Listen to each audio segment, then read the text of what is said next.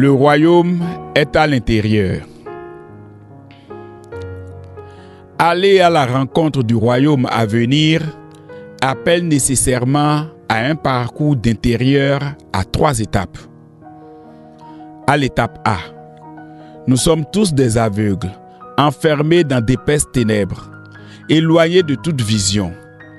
Heureusement que cette fermeture ne nous ôte pas notre intérieur premier, celui dans lequel une toute petite lueur nous fait apprécier et choisir le chemin du salut.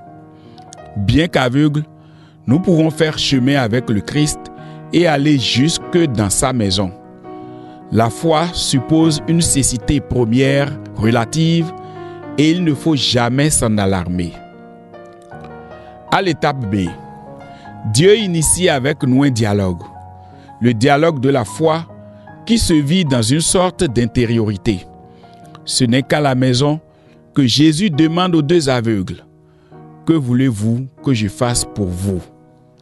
Loin des regards curieux et seuls devant le seul, nous ne crions plus, nous parlons et dialoguons avec notre Seigneur, car désormais nous sommes familiers du tout autre. La foi nous introduit dans l'intimité de Dieu. Il devient alors plus évident qu'à l'étape C, nous soyons guéris de nos maux et revenions à la lumière. La rencontre à l'intérieur enlève tous les voiles et nous incite à entrer dans la vraie vie en Dieu. Nous découvrons, avec les yeux de la foi, que la merveille qu'est notre vie dépasse la conception que nous en avions. Elle devient incomparable et ne peut être comprise par les autres.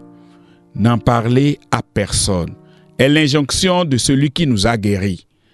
La foi ouvre notre regard à l'inédit de notre vie. Le parcours de foi de la Vierge Marie n'a certainement pas manqué la première étape.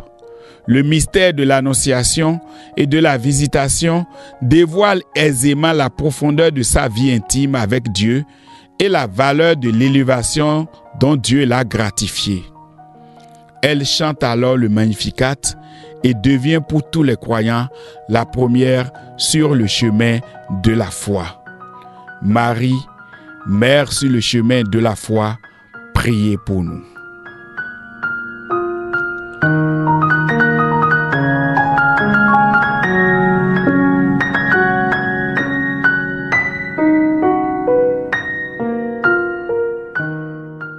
Prions.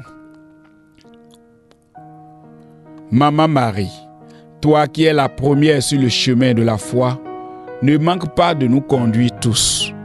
De façon spéciale, conduis chacun de nous, qui ne comprenons pas trop ce que signifie croire en Dieu. Chacun de nous, qui avançons simplement en criant notre désespoir, notre ras-le-bol, mais sans toutefois manquer d'espérer.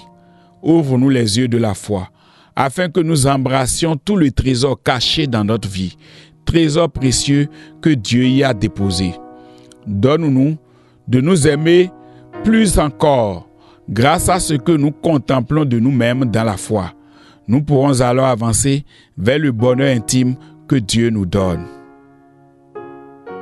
Le Seigneur soit avec vous.